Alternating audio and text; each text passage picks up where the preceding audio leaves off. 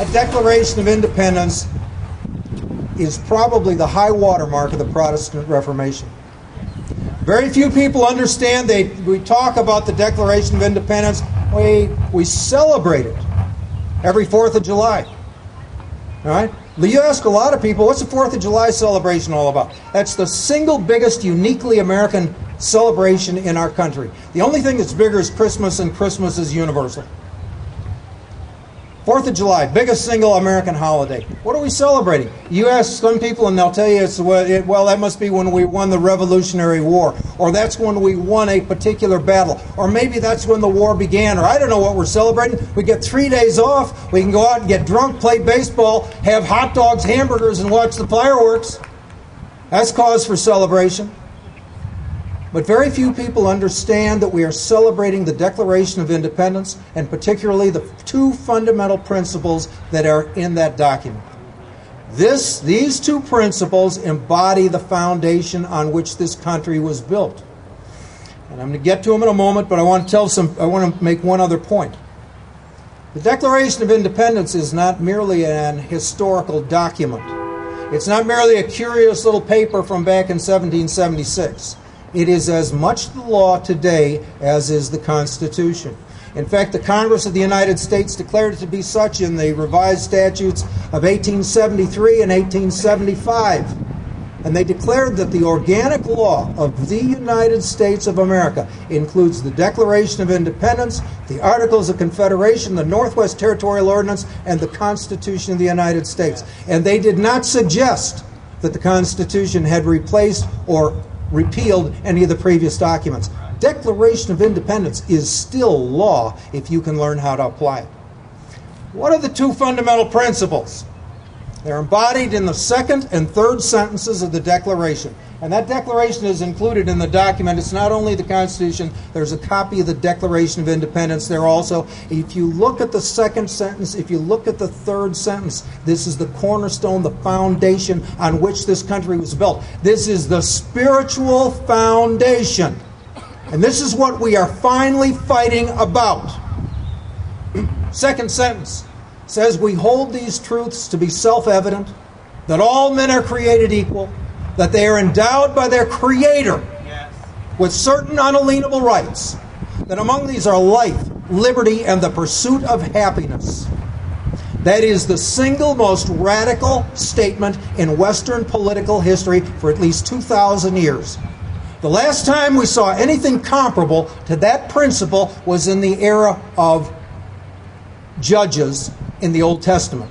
From judges, they went to kings, changed things around. Under judges, they were embodying something very similar to what we have in the Declaration of Independence.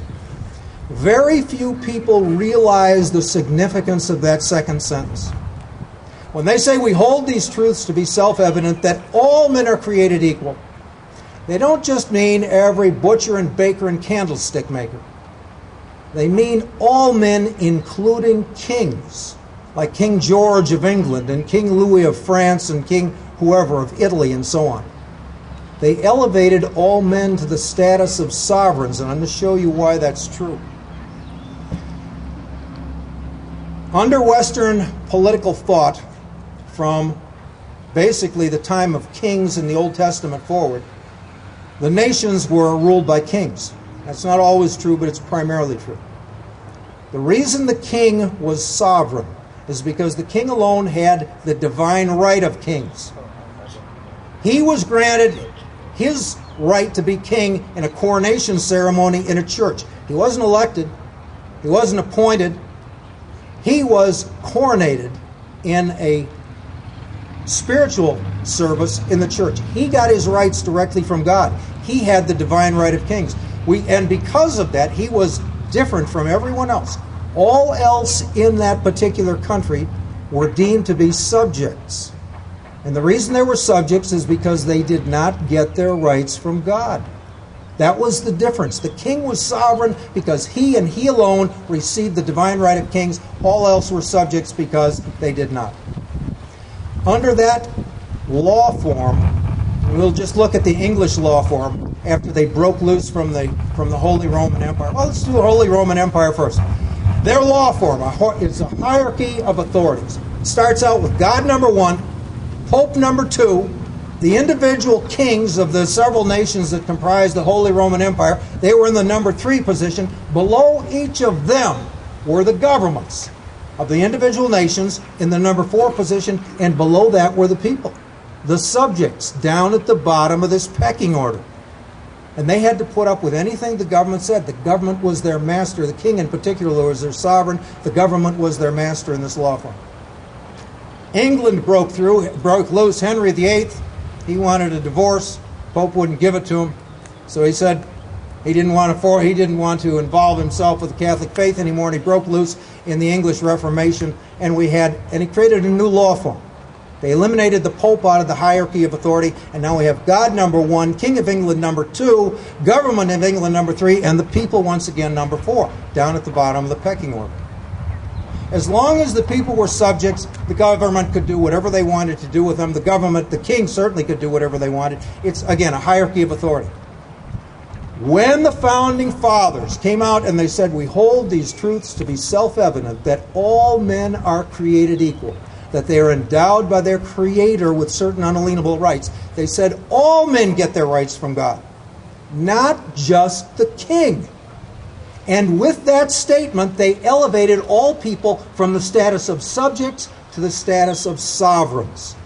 Instead of being people, subjects, down at the bottom of the pecking order, we became the sovereigns. And under the American law form, we had God number one, we the people as individual sovereigns number two, and government number three.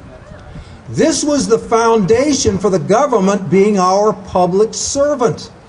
They were our servant because we were deemed to be their sovereign, because we got our rights from God. That is, again, it's unprecedented. There's not another nation in history that has made that statement. There's no other nations in the world today that have ever embodied that idea. This is the foundation for American exceptionalism. You hear people talk about this is a special place, this is a special country, God put us here. Yeah, He did. But you have forgotten the basis of what God did. You've forgotten the foundation for that spiritual foundation. And so long as you don't remember that spiritual foundation, you're going to have trouble with politicians, you're going to have trouble with the economy, because you are nothing but a bunch of subjects in this government's eyes.